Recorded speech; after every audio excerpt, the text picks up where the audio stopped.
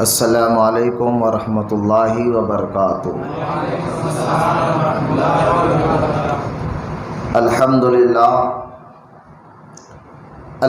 للہ رب العالمین، والصلاة والسلام علی سید المرسلین وعلی آلہ واصحابہ اجمعین، اما بعد فاعوذ باللہ من الشیطان الرجیم، بسم اللہ الرحمن الرحیم۔ محمد رسول اللہ والذین معہ، آمنت باللہ صدق اللہ العلی العظیم۔ وقال اللہ تعالی فی شان حبیبہ الکریم، ان اللہ وملائکتہ یصلون علی النبی یا ایھا الذین آمنوا صلوا علیہ وسلموا تسلیما۔ اللہم صل علی سیدنا و مولانا محمد معدن الجود والکرم وعلی آلہ وبارک وسلم، صلاۃ و سلاما علیک یا رسول اللہ صلی اللہ تعالی علیہ وآلہ وصحبہ وسلم۔ ایک مرتبہ پھر سے محبت اور عقیدت کے ساتھ پیارے آقا کریم صلی اللہ تعالی علیہ وسلم کی بارگاہ اقدس میں درود پاک کا نذرانہ پیش کریں۔ بڑی بلند آواز سے اللہم صلی علی سیدنا مولانا محمد معدن الجود والکرم وعلی آلہ وبارک وسلم، صلاۃ و سلاما علیک یا رسول اللہ صلی اللہ تعالی علیہ وسلم۔ کافی دیر سے آپ لوگ نعت پاک اور منقبت غوث اعظم بھی سنا ہے، نعت رسول بھی سنا، اور بالخصوص شیخ جیلانی سے جو منقبت تو تھی الحمدللہ کافی روح کو تازگی ملی۔ یقین جانی عثمان غنی یہ تو ہر صحابہ سے حضور بہت محبت کرتے ہیں، لیکن عثمان غنی کا مقام و مرتبہ اتنا بلند اور اتنا پیارا ہے کہ سرکار علیہ السلام جو ہے حضرت عثمان غنی رضی اللہ تعالیٰ عنہ کو اپنی حیا یعنی اپنی بیٹی کو ان کو عطا فرمایا، تو لہٰذا عثمان غنی رضی اللہ تعالیٰ عنہ کے وسیلے سے حضور کی بارگاہ میں جائے تو سرکار ضرور اس کی دعا کو قبول فرماتے ہیں۔ حضرت سیدنا عثمان غنی رضی اللہ تعالیٰ عنہ کے یہ محفل ہے، اور آج سے انشاءاللہ تعالیٰ لگاتار آپ تمام مرید اور متقید کو اپنی آخرت بنانے کے لیے ٹائم کی پابندی کے ساتھ ہر اتوار آنا ہوگا، کیونکہ گزشتہ اتوار پھر سیدنا فاروق اعظم کا دور ہے، پھر سے اتوار بابا فرید گنج شہر کا روز مبارک، پھر جو ہے ذکر اہل بیت اگر 10 محرم کے دن انشاءاللہ صبح ہوگا۔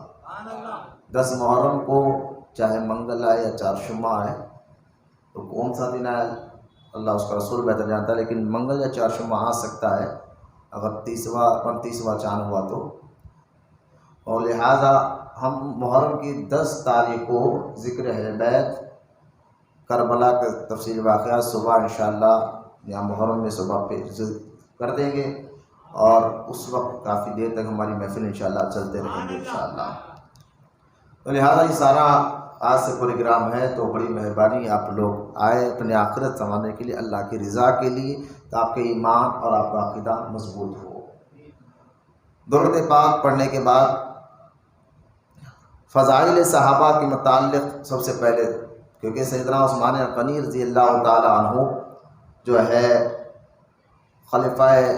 تیسرے خلیفہ حضور صلی اللہ علیہ وسلم کے، اور صحابہ کا مقام و مرتبہ کیا ہے، تو سرکار پیران پیر غوث اعظم دستگیر رضی اللہ تعالیٰ عنہ ان کی لکھی ہوئی کتاب ہے غنیۃ الطالبین، تو سرکار غوث پاک رضی اللہ پہلے صحابی آپ تمام جانتے ہیں، کئی بار میں نے الحمدللہ اللہ کا شکر ہے یہاں پر بیان کیا ہے کہ صحابی کس کو کہتے ہیں، صحابی کا معنی کیا ہے، اور صحابہ کا مقام و مرتبہ کیا ہے، اور صحابی رسول جو ہے بس یوں سمجھیے حدیث پاک میں بھی آیا ہے، رحمت کونین صلی اللہ تعالی علیہ وسلم نے ارشاد فرمایا کہ اس دنیا انسانیت میں تمام انبیاء اور رسولوں کے بعد سب سے افضل مخلوق، سب سے انسانوں میں سب سے افضل انسان صحابہ کرام ہے۔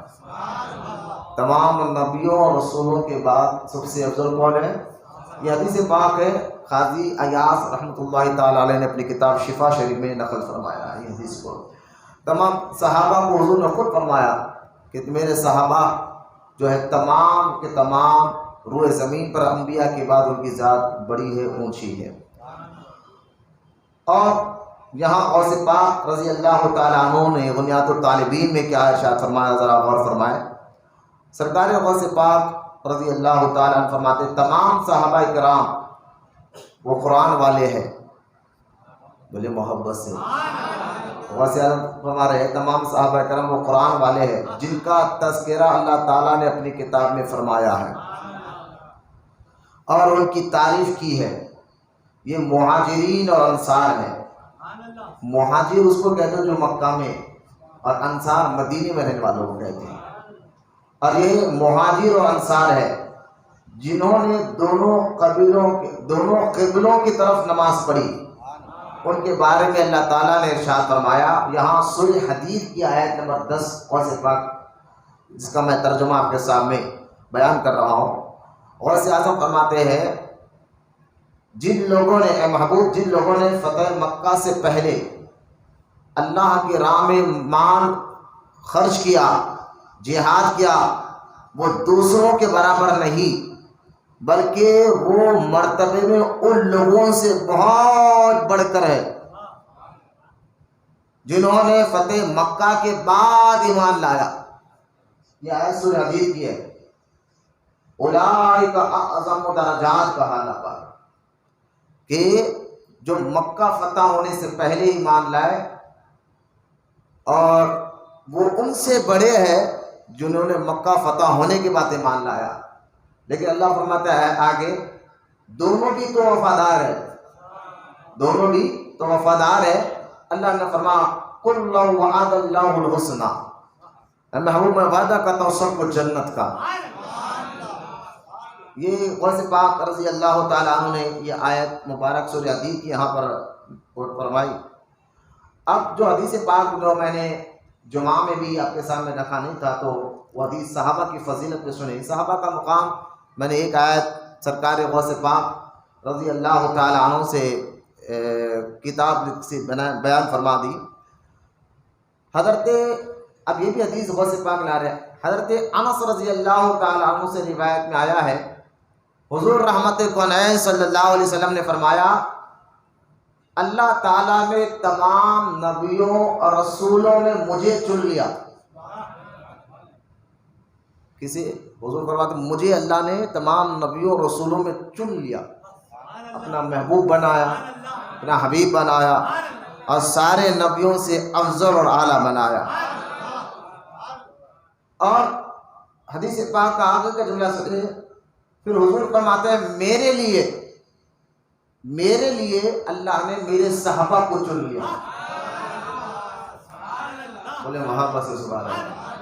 یہاں بہت بڑی بات ہے، جو لوگ صحابہ کو معاذ اللہ گالیاں دیتے ہیں، صحابہ کی شان میں خاص طور پر ابوبکر صدیق، فاروق اعظم، عثمان غنی، امیر معاویہ رضی اللہ تعالیٰ عنہ کو شان میں، تو ان کو کہنا بابا تمہارے اوقات کیا ہے تم کو پتہ نہیں ہے، لیکن صحابہ کا مقام و مرتبہ وہ ہے جو قرآن بھی بیان کرتا ہے، حدیث بھی بیان کرتا ہے۔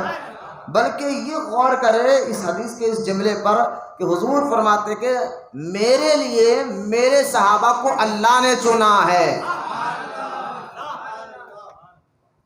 آپ کے ہمارے چننے میں غلطی ہو سکتی ہے، اگر ہم کسی کو داماد لاتے ہیں گھر تو بڑی چھان بین کرنے کے بعد بھی غلطی ہو سکتی ہے۔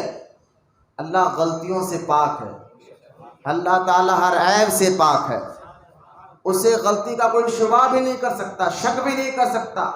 جو اللہ کے بارے میں یہ سوچے کہ اللہ بھی غلطی کر سکتا ہے، معاذ اللہ وہ کافر ہو جائے گا۔ تو یہاں حدیث پاک کا جملہ دیکھ کے حضور فرماتے ہیں کہ اللہ تعالیٰ نے میرے لیے میرے صحابہ کو چنا ہے۔ تو تمام کے تمام صحابہ کا مزاج، اخلاص، ظاہر باطن کتنا پاک ہوگا جن کو اللہ پاک نے حضور کے چنا ہے۔ آگے سرکار ارشاد فرماتے ہیں کہ میرے صحابہ کو چنا میرے لیے، ان کو میرے لیے، ان میں سے میرے لیے انصار کو میرے رشتہ دار بنایا۔ پھر آگے حضور فرماتے ہیں آخری زمانے میں، اب دیکھیں یہ سرکار کے پیشن گوئی علم غیب دیکھیں، حضور ان کی والدہ نہیں ہے حبشہ، بھیجا اس کو، بھیجا تو ڈسٹرب ہو رہا تھا میرے کی طرف سے، آپ بھیجا دے کے آئیے، درود پاک پڑھے ایک مرتبہ، اور وہ لوگ باہر بھی عورتوں کو سراج کو دانماز بٹھا کر بک بک کر لیتے، نہیں بیٹھے وہ ذرا ذکر اہل بیت ذکر صحابہ سنیں، درود پاک پڑھے ایک مرتبہ، اللہم صلی علی سیدنا محمد معدن الجود والکرم وعلی آلہ بارک وسلم، صلاۃ و سلام علیک یا رسول اللہ۔ حضور فرماتے ہیں آخری زمانے میں ایک ایسا گروہ پیدا ہوگا جو صحابہ کے مرتبے کو گھٹائے گا۔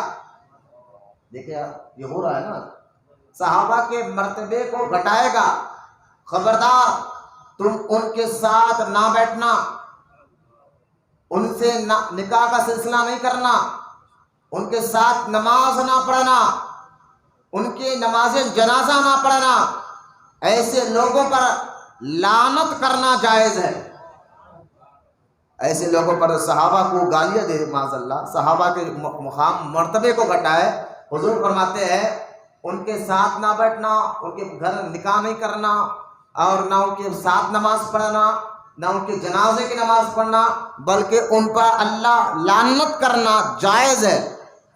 حضور لوگ کہتے ہیں ہمارے آقا علیہ الصلوۃ والسلام بڑے نرم دل ہیں، معاف کرتے تھے۔ میں نے کہا بالکل، حضور کو جہاں معاف کرنا بھی عبادت ہے تو کہیں پر سختی کرنا بھی عبادت ہے۔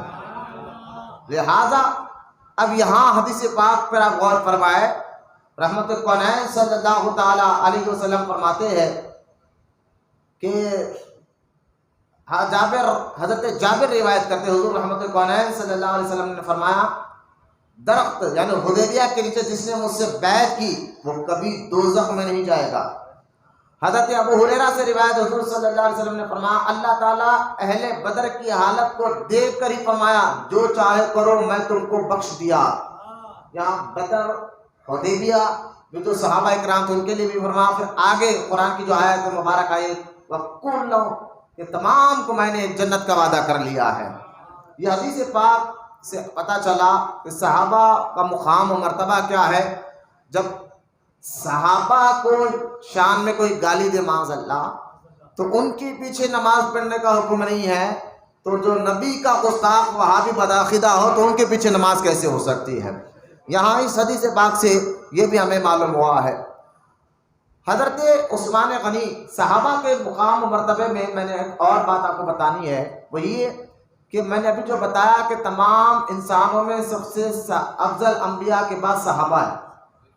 حضور غوث پاک خود فرماتے ہیں صحابہ جس گھوڑے پر بیٹھ کر جہاد کے لیے جاتے تھے اور اس گھوڑے کے ناک پر جو دھول اڑ کر بیٹھتی تھی، غوث اعظم فرماتے ہیں میں اس دھول کے برابر بھی نہیں ہوں۔ یہ امام الاولیاء غوث پاک کا قول ہے۔ سرکار دو عالم صلی اللہ تعالی علیہ وسلم کو جس نے ظاہری زندگی میں دیکھا، ایمان لایا اور ایمان ہی پر اس کا خاتمہ ہوا ہو، وہ جنتی ہے، وہ صحابی ہے، جنتی ہے۔ تو صحابہ کے لیے تین شرطیں ہیں کہ حضور کی ظاہری زندگی کو حضور کو دیکھا ہو۔ خواب میں تو ہم بھی دیکھتے ہیں، اللہ ہمیں خواب میں بار بار حضور کا دیدار نصیب فرمائے، لیکن خواب میں دیکھنے والا صاحب نہیں ہوتا۔ تو دیکھنا ظاہری زندگی میں حضور کی صحبت کے ساتھ، حضور کے ساتھ بیٹھا ہو دیکھتے ہوئے، تو ظاہری زندگی ایک شرط، اور دوسری شرط ایمان لایا ہو۔ اب کافروں نے بھی حضور کو دیکھا تھا، ابو جہل نے دیکھا تھا، عتبہ شیبہ نے دیکھا تھا، ایمان نہیں لایا۔ تو دیکھنے کے بعد دوسری شرط تھی ایمان لانا، اور تیسری شرط تھی ایمان پر خاتمہ ہونا، کیونکہ منافقین بظاہر کلمہ تو پڑھتے تھے لیکن ایمان نہیں لائے۔ تو یہ تین شرطیں، حضور کو دیکھنا، ایمان لانا اور ایمان ہی پر خاتمہ ہو، وہ صحابی ہے، اور وہ صحابی غوث و خواجہ سے بڑا ہے۔ اب صحابہ اکرام کے بھی درجے اللہ پاک نے بیان فرمائے، ان میں سے جو مکہ جو فتح ہونے سے پہلے ایمان لائے، پھر وہ جو مکہ فتح ہونے کے بعد ایمان لائے، وہ ان سے بڑے ہیں کہ جو مکہ فتح ہونے سے پہلے ایمان لائے۔ پھر سرکار یہاں غوث پاک نے بڑی ڈیٹیل کے ساتھ بیان فرمائی، پھر حدیبیہ میں جو حضور کے ساتھ تھے 1400 صحابہ، ان کا مقام ہے۔ پھر جنگ بدر میں جو 313 تھے پھر ان کا مقام ہے، پھر غوث اعظم نے فرمایا پھر ان کے بعد عشرہ مبشرہ، صحابہ میں بھی درجے عشرہ مبشرہ، اور 10 صحابہ جن کو حضور نے زندگی میں جنتی کہا تھا، ان کا مقام ہے۔ اور پھر غوث اعظم فرماتے ان 10 میں سے 4 کا مقام ہے، بڑا ہے، تمام صحابہ 1.25 لاکھ صحابہ میں 4 کا مقام اونچا ہے، ابو بکر و عمر و عثمان و علی رضی اللہ تعالیٰ عنہ۔ پھر غوث اعظم فرماتے ہیں ان 4 میں سے سب سے افضل ابو بکر صدیق ہے۔ یہ غوث پاک کا دمادم مست قلندر ابو بکر کا، یہ غوث پاک نے اپنی کتاب غنیت طالبین میں بیان فرمایا ہے۔ تو کچھ لوگ اپنے آپ کو سید کہے یا غوث پاک کی اولاد کہے تو آپ گھبرائیے مت کہ ہم ان کے عقیدے پہ ہے جو امام الاولیاء ہے، بولے محبت سے سبحان اللہ، جو امام الاولیاء ہے۔ پر میں ایک ابو داؤد کی حدیث بتاتا، حضور نے فرمایا تھا قیامت کے قریب میری اہل بیت میں سے ایک فتنہ اٹھے گا، ابو داؤد میں حدیث پاک ہے۔ تو کچھ اپنے آپ کو سید کہنے والے جو معاذ اللہ حضرت مولا کائنات کو، دیکھیے اہل بیت کی محبت اور صحابہ کی محبت دونوں کی محبت لازم ہے، ضروری ہے، اس میں کوئی شک نہیں، ڈاؤٹ نہیں ہے۔ اہل سنت و جماعت معتدل ہے، یعنی بیلنس کو برقرار رکھتا ہے۔ یہ میں نے بتایا تھا نا، وہ یہودیوں کا طریقہ تھا جو یہ کہتے تھے کہ مینا کے میدان میں ابراہیم علیہ السلام نے اپنے بیٹے اسحاق کو لے کر گئے تھے، اور وہ یہودی کہتے وہ اسحاق علیہ السلام تھے، جبکہ صحیح روایت یہ ہے کہ مینا کے میدان میں ابراہیم علیہ السلام نے اپنے بیٹے اسماعیل علیہ السلام کو لے کر گئے تھے، اور وہ ذبیح اللہ ہے۔ لیکن یہودی کیا کرتے ہیں کہ اسحاق علیہ السلام کا اتنی تعریف کرتے ہیں، اور یہودیوں کی یہ عادت ہے کہ اسحاق علیہ السلام کی تو تعریف کرتے اور معاذ اللہ اسماعیل علیہ السلام کی شان میں گستاخیاں کرتے، گالیاں دیتے۔ یہ یہودیوں کا طریقہ ہے کہ ایک کو مانے تو دوسرے کو گالیاں دے، ایک کو مانے۔ اور ہم الحمدللہ سارے نبیوں کو مانتے ہیں، سارے نبیوں کی محبت کرتے ہیں، سارے نبیوں سے عزت کرتے ہیں۔ تو یہ یہودی تھے جو ایک نبی کو مانتے دوسرے نبی کو معاذ اللہ گالیاں دیتے تھے۔ آج کچھ ایسے لوگ اہل سنت میں آ گئے ہیں جو بعض تو اہل بیت کو مانتے ہیں اور صحابہ کو گالی دیتے ہیں، اور بعض صحابہ کو مانتے ہیں اہل بیت کو گالیاں دیتے ہیں۔ یہ دونوں بھی غلط ہے۔ جو دونوں کو محبت کرے، دونوں کی عزت کرے، وہ اہل سنت و جماعت والے ہیں۔ یہ بیلنس ہمیشہ برقرار رکھنا ہوگا آپ کو۔ تو لہذا ان 4 خلفاء میں ہم تیسرے خلیفہ حضرت عثمان غنی کا ذکر کر رہے ہیں۔ حضرت عثمان غنی رضی اللہ تعالی عنہ کا اگر ہم خاندانی شجرہ دیکھیں، خاندانی نسب، تو عثمان غنی رضی اللہ تعالی عنہ حضرت عبد المناف، یہ حضور کے 6ویں دادا ہے، ان کی اولاد میں سے۔ دیکھیے حضرت سیدنا کلاب جو ہے عربی میں کتوں کو کہتے ہیں، کلاب کتے کو کہتے ہیں۔ حضور کے یہ 7ویں 8ویں دادا ہے حضور کے، سیدنا کلاب۔ اور کلاب یعنی عرب میں یہ دستور تھا مکہ میں، اگر جس کے پاس جو چیز زیادہ ہوتی تو لوگ اس کو اس چیز سے جوڑ دیتے، اور اصل نام نہیں وہ نام سے یاد کرتے، وہ جن کے پاس شکاری کتے زیادہ ہیں اس طرح یاد کرتے تھے۔ کلاب حضرت حضور کے 8ویں دادا، ان کو کلاب اس لیے کہا جاتا ہے کہ آپ کے پاس پراپرٹی بینک بیلنس زیادہ تھا، تو آپ جو ہے مویشی جانور زیادہ تھے، تو ان کی حفاظت کے لیے آپ کتوں کو پالا کرتے۔ تو کتوں کا اس لیے آپ کے اصل نام، حضور کے 8ویں دادا کا اصل نام زید تھا۔ کیا تھا؟ زید تھا۔ لیکن کلاب اس لیے کہا کہ عرب کا دستور تھا اگر کوئی چیز زیادہ ہو جائے کسی کے پاس تو اس کو اس چیز سے یاد کرتے، تو وہ اگر حضرت کلاب کو یاد کرنا ہوتا تو مکے والے وہ جن کے پاس شکاری کتے زیادہ ہیں، تو اس طرح ان کا لقب پڑ گیا کلاب، ورنہ آپ کا نام زید ہے۔ یہ حضور کے 8ویں دادا۔ حضرت کلاب کے بیٹے ہیں قصی، حضرت کلاب کے بیٹے کیا ہے؟ قصی۔ قصی کون ہے؟ یہ حضور کے 7ویں دادا ہے۔ یہ قصی کا معنی ہے جو دور والا۔ اب آپ کو دور والا کیوں کہے؟ حالانکہ آپ کا نام جو عمرو ہے، لیکن قصی کیوں کہا گیا جو دور والا ہے؟ تو روایت میں آتا ہے، تاریخ کی کتابوں میں لکھا گیا ہے کہ آپ کے ساتویں دادا کو قصی اس لیے کہا گیا کہ جب حضرت قصی نے مکہ میں، حضور کے گھر والے ہیں، یہ حضور کے دادا ہے، بولے سبحان اللہ، قبیلہ قریش والے ہیں، حضور کے خاندان والوں نے مکے والوں سے اس بات پر بحث کی تھی کہ کعبے کے پاس صرف رب کی عبادت ہوگی، بتوں کی عبادت نہیں ہوگی۔ تو مشرکین میں اور حضور کے داداؤں میں جھگڑا ہوا اس بات کو لے کر کہ بتوں کو نہیں، اللہ کی عبادت کی جائے گی۔ مولانا محبت سے ابھی حضور پیدا نہیں ہوئے، حضور کے ساتویں دادا کا ہوا، یہ ساتویں دادا ہے نا، یہ سب کے سب دین حنفی پہ تھے، توحید کے ماننے والے تھے، رب کی عبادت کرنے والے تھے۔ اس لیے حضور خود فرماتے اللہ نے میرے نور کو پاک پشتوں میں رکھا ہے اور پاک پشتوں کے ذریعے مجھے منتقل کرتے ہوئے میرے والدہ بی بی آمینہ کے پیٹ تک پہنچایا ہے۔ یہاں تک کہ حضور فرماتے ہیں میرے پشتوں میں، داداؤں میں اور دادیوں میں کوئی بھی نہ شرک کرنے والا تھا نہ زنا کرنے والی تھی۔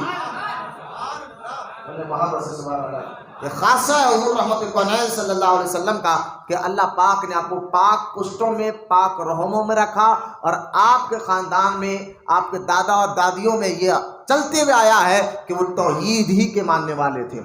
آپ دیکھیں اس لیے ساتویں دادا جب جنگ ہوئی، اس بات پر لڑائی بڑھ گئی تو مشرکین مکہ میں زیادہ تھے، وہ غالب آئے اور آپ کے دادا قصی کو باہر نکال دیا، آپ کے جو ہے نا کلاب کو باہر نکال دیا، تو آپ ملک شام چلے گئے، وہاں ملک کے شام میں آپ پیدا ہوئے، حضور کے ساتویں دادا قصی وہاں پیدا ہوئے۔ اس لیے ان کو جب وہ بعد میں حالات ٹھیک ہونے کا مکہ آ گئے، اس لیے عرب والے کہتے وہ جو دور شہر میں پیدا ہوا، اس لیے ان کو قصی سے وہ مشہور ہو گئے۔ اب میں نے بتایا قصی کے پھر دو بیٹے تھے، آپ دیکھیں میں نے بتایا کلاب کے بیٹے قصی کے دو بیٹے، ایک کا نام عبد المناف تھا، یہ تو اور بھی بیٹے تھے، دو بڑے بڑے مشہور ہوئے، عبد المناف تھا اور اب ایک کا نام جو ہے ہاشم تھا۔ عبد المناف، قصی کے دو بیٹے عبد المناف اور ہاشم۔ عبد المناف کی اولاد میں اب دیکھیں قصی کے ایک بیٹے معذرت کرتا ہوں، قصی کے جو بیٹے تھے عبد المناف، میں دیکھیں کلاب کے بیٹے قصی کے بیٹے عبد المناف کے دو بیٹے تھے، ایک کا نام تھا امیہ اور دوسرے کا نام تھا ہاشم۔ امیہ کی اولاد میں سے عثمان غنی پیدا ہوئے، اس لیے آپ کو بنو امیہ کہا جاتا ہے، اور ہاشم کی اولاد میں حضور پیدا ہوئے۔ عبد المناف کے یہ دو بیٹے ہیں نا، امیہ اور ہاشم، امیہ کی اولاد میں سے اور عثمان غنی پیدا ہوئے اور ہاشم کی اولاد میں سے حضور پیدا ہوئے، اس لیے حضور کو بنو ہاشم کہا جاتا ہے، عثمان غنی کے خاندان کو بنو امیہ کہا جاتا ہے۔ بولے محبت سے سبحان اللہ۔ تو اس طرح سے آپ کے والد کا شجرہ جا کر عبد المناف سے اور حضور سے جڑ جاتا ہے، عثمان غنی کا شجرا۔ آپ کے والد عفان کے والد عاص اگر اوپر تک گئے تو امیہ کے والد عبد المناف، اور عبد المناف اور میں نے بتایا کہ دو بیٹے امیہ اور ہاشم تھے۔ یہاں یہ تو آپ کے والد کی طرف سے شجرا میں نے آپ کو بیان کیا، آپ کی والدہ کی طرف سے آپ کی شجرا سنیں۔ آپ کے جو نانی محترمہ ہے، آپ کے نانی عثمان غنی کے نانی کا نام ام حکیم ہے، ام حکیم، یہ عثمان غنی کی سگی نانی ہے۔ اور یہ ام حکیم کون ہے؟ یہ ام حکیم جو ہے بیٹی ہے عبد المطلب کی، حضور کے دادا خاص دادا عبد المطلب، ان کی بیٹی ام حکیم ہے۔ اچھا، عبد المطلب نے حضور کے دادا ہے، عبد المطلب نے کئی شادیاں کی، کیونکہ آپ کو یہ بات معلوم ہو چکی تھی کہ آپ ہی کی اولاد میں آخری نبی آنے والے ہیں، تو پتہ نہیں کس عورت سے اللہ پیدا، اور اس طرح اس نیت سے آپ نے کئی شادیاں کی، آپ کو کئی بیٹے ہوئے عبد المطلب کے۔ حمزہ کسی اور بیوی کے بیٹے ہیں، حضرت حمزہ رضی اللہ تعالیٰ عنہ۔ حضرت عباس کسی اور بیوی کے بیٹے ہیں رضی اللہ تعالیٰ عنہ۔ اس طرح ابو طالب کسی اور بیوی کے بیٹے ہیں، کئی آپ نے شادیاں کی ہے عبد المطلب نے، لیکن قربان جائے ام حکیم جو آپ کی بیٹی ہے، عثمان غنی کی نانی ہے، تو وہ اور حضور کے والد عبداللہ، بولو نا، وہ اور حضور کے والد عبداللہ یہ دونوں جو ہے ایک ہی ماں کے بیٹے ہیں۔ عبد المطلب کی جس بیوی سے عبداللہ پیدا ہوئے حضور کے والد، اور انہی کے پیٹ سے عثمان غنی کی نانی بھی پیدا ہوئی۔ بلکہ تاریخ میں آتا ہے عبد المطلب کی جو بیوی ہے جس سے حضور کے والد پیدا ہوئے، حضور کے والد پیدا ہوئے عبداللہ، ان کی جو یہ بیوی تھی ان کے پیٹ میں عبداللہ اور ام حکیم یہ دونوں بھائی بہن جڑواں پیدا ہوئے ہیں۔ بولا محمد سے سبحان۔ لہذا جس بیوی سے حضور کے والد عبداللہ ہے اسی بیوی سے حضور عثمان غنی کی نانی ام حکیم ہے، تو لہذا یہاں نانی سے جا کر آپ کا شجرہ حضور سے مل جاتا۔ بولے یار محبت سے، میں آپ کو سمجھانا چاہ رہا ہوں کہ یہاں والد سے والدہ سے جا کے اتنے قریب جا کر، والد کی طرح چھیٹے دادا حضور سے جا کر مل جاتا ہے، لیکن والدہ سے جو ہے اتنے قریب جا کر عثمان غنی رضی اللہ تعالیٰ عنہ کا شجرہ حضور سے مل جاتا ہے۔ اس لیے بڑا غور کر کے بولنا کیا بول رہے ہیں۔ کالے کپڑے والوں کا بولتے نا، میں نے کہا کس کو بول رہے ہیں؟ عثمان غنی کے بارے میں کہتا ہوں انہوں نے معاذ اللہ قرآن کو جلا 40 کو 30 پارے کر دیے اور طرح طرح کی باتیں بکتے ہو عثمان غنی کے بارے میں۔ میں نے کہا یہ حضور کے خاندان والے ہیں۔ بولے محبت سے سبحان اللہ۔ تو کہتے ہیں ہم اپنے آپ کو اہل بیت کی محبت والا، میں نے کہا یہ حضور کے خاندان والے ہیں۔ اور حضرت عثمان غنی رضی اللہ تعالیٰ عنہ ابتدائی دور میں ہی ایمان کو قبول فرمایا تھا، یعنی یہاں تک کہ علماء فرماتے ہیں کہ آپ اسلام قبول کرنے والے مسلمانوں میں 5ویں نمبر پر ہیں۔ سب سے پہلے جو یہ بی بی خدیجہ الکبریٰ ہے، ابو بکر صدیق رضی اللہ تعالیٰ عنہ ہے، مولا کائنات علی مرتضیٰ ہے، اس کے بعد حضور کے غلام حضرت زید ہے۔ سب سے پہلے ابو بکر صدیق، بی بی خدیجہ الکبریٰ، مولا کائنات علی مرتضیٰ، حضرت زید، یہ 4 مسلمان تھے، اور یہ 5ویں نمبر پر عثمان غنی ہے۔ عثمان غنی کو ایمان لانے کی ترغیب دلانے والے ابو بکر صدیق ہیں، کیونکہ عثمان غنی جو ہے نا، ایک تو میں نے آپ کو خاندانی شجرہ بتا دیا۔ عثمان غنی پیدا کب ہوئے؟ عام فیل جو ہتھی والا واقعہ ہوا تھا، جب ابرہا نے کعبے کو شہید کرنے کے لیے مکہ میں فوج لے کر ہتھی والی فوج لا رہی تھی، اللہ تعالیٰ نے ابابیل کو بھیج کر ہتھیوں کو زندہ زمین میں دفن کر دیا تھا انسانوں کے ساتھ۔ تو وہ ابابیل کا جو واقعہ ہوا تھا، اس واقعے کے 5 سال بعد عثمان غنی پیدا ہوئے۔ اور یوں سمجھے جب حضور اعلان نبوت کرے، اپنے نبی ہونے کا اعلان کرے، اس وقت عثمان غنی کی عمر 35 سال تھی۔ کتنے سال تھی؟ یہ شجرے بتا رہا ہوں، ذرا غور سے، کتنے سال تھی؟ اور ابو بکر صدیق، یعنی یوں سمجھے کہ حضور اعلان نبوت کے وقت 40 سال آپ کی عمر تھی حضور کی، تو آپ حضور سے 5 سال چھوٹے ہیں، اور ابو بکر صدیق حضور سے 2 سال چھوٹے ہیں۔ بولے یار محبت سے سبحان اللہ۔ یہ سارے چجرے ہیں نا، ذرا ذہن لگا، خاص طور مرید جو ہے نا یہ ان باتوں کو اپنے اندر بٹھائے جو میں آپ کو بتانے جا رہا ہوں۔ تو لہٰذا 35 سال آپ کی عمر تھی اور آپ بڑے اچھے خاصے تاجر تھے۔ کئی کوٹرے میں آئے اٹھ بیٹھو، ہاں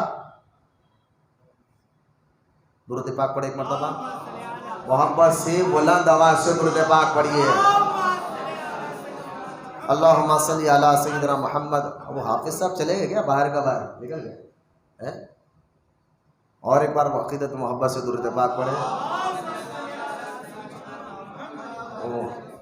جا کے نبی دیکھو عورتوں کو نہ بٹھائیں، نہیں سنے شاید میرے لوگوں کو ذکر ہے، جو پیر بہنا ہے نا ان کو بھی بولو، یہ صرف پیر بھائیوں کے لیے جلسہ نہیں، پیر بہنوں کے لیے بھی ہے، بولو وہ بیٹھ کے ادب کے ساتھ ذکر رسول سنے، بچوں کو بٹھا ایک جگہ بیٹھو، بولو زیادہ بٹھا کے جو پورے کام کر رہے ہیں، سو خالی گھومنے پھرنے درگاہ جو ہے نا گھومنے پھرنے کے لیے نہیں آئے، یا بیٹھ کر اللہ رسول کا ذکر سننے کے لیے آئے۔ اور یہاں آئے ادھر کی بات انہیں وہ کری تھی، انہیں ایسا کری تھی، انہیں وہ بولی تھی، انہیں یہ بولی تھی، یہاں گھر میں شکایت ختم نہیں ہوئی، یہاں پر بھی آ کے شکایت کر لے کے نہ کو بیٹھو، اللہ رسول کا ذکر ہو رہا ہے، ادب کے ساتھ بیٹھو۔ اپنا تم عورتوں کو تو اور زیادہ ضرورت ہے دین سیکھنے اور سمجھنے کی، ہے نا، وہ سلکے کے تو ان کی اولاد پر بھی اثر آئے گا انشاءاللہ۔ ان کے بچے نیک بن جائیں گے. اب یہاں بیٹھے کی چار عورتیں جانا ان کی شکایت کر لیتے نہیں بیٹھنا چاہیے. خاص طور میں اپنے مریدوں کو کہہ رہا ہوں جو باہر بیٹھے ہوئے ہیں, بالکل وہ ادب کے ساتھ بیٹھ کے ذکر رسول سنیں گے, اور عثمان غنی کے جو واقعات میں آگے بیان کرنے جا رہا ہوں بالکل سنیں, اپنے ایمان اور عقیدے کو مضبوط کریں, اور انشاءاللہ ان کی زندگی کے واقعات سے میں جو سبق ملتا ہے وہ بھی آپ کے سامنے رکھوں گا. تو خاندانی شجرا سرکار سیدنا عثمان غنی رضی اللہ تعالیٰ عنہ کا میں نے آپ کے سامنے بیان فرمایا, اور آپ کو یہ بھی بتاتا ہوں آپ بڑے اچھے خاصے تاجر بھی تھے. ابو بکر صدیق بھی تاجر تھے, اس لیے آپ ابو بکر صدیق اور عثمان غنی کا پہلے سے دوستانہ بھی تھا کہ تجارت کے سلسلے میں آپ بھی جاتے تھے. عثمان غنی رضی اللہ تعالیٰ عنہ کی سوچ اور پاکیزگی کو آپ ذرا غور فرمائیں, عثمان غنی کی سوچ اور پاکیزگی کو, کہ آپ اس دور میں بھی ابھی اسلام قبول نہیں کرے, ایمان نہیں لائے تھے عثمان غنی, ابھی حضور نے اعلان نبوت نہیں کیا تھا, لیکن آپ نے یوں سمجھے جہالت کا دور, جب مکہ میں حضور نے اعلان نبوت نہیں فرمایا تھا, جہالت کا دور اس کو کہتے ہیں. جہالت کے دور میں بھی جب اس دور میں شراب پینا کوئی عیب نہیں تھا. بھائی شراب تو حضور جب اعلان نبوت کر 13 سال مکہ میں رہے, اس کے بعد جب مدینہ منورہ میں آئے, دھیرے دھیرے کیونکہ شراب کے تمام مکے والے اتنے زیادہ رسیلے تھے کہ ایک دم ڈائریکٹ اسلام قبول کرنے کے بعد نہیں کہا کہ ڈائریکٹ شراب حرام ہے, بلکہ اس عادت کو نکالنے کے لیے بھی اللہ تعالیٰ نے کافی وقت کے بعد قرآن میں آیت پاک نازل فرمائی کہ شراب کو حرام کر دیا گیا. تو جب تمام مسلمان حضور خود مدینے میں تھے, شراب حرام ہے, جب یہ آیت نازل ہوئی حضور مدینے میں تھے, اور یہ شراب جب حرام ہونے کا اعلان ہوا تو مدینے کے گھر کے باہر جو لوگوں کے مسلمانوں کے اہل ایمان کے صحابہ کے گھر تھے, ان کے باہر کے نالوں میں شراب ایسا بہہ کر نکلی جیسا پانی بہہ کر نکل رہا. تو یعنی شراب کے رسیلے اتنے خطرناک تھے, لیکن عثمان غنی رضی اللہ تعالیٰ عنہ کی پاکیزگی کو غور فرمائے, اور اللہ پاک نے بچپن ہی سے اور خصوصی طور پر آپ پر کرم فرماتے ہوئے خود عثمان غنی فرماتے ہیں نہ میں نے شراب کو ہاتھ لگایا,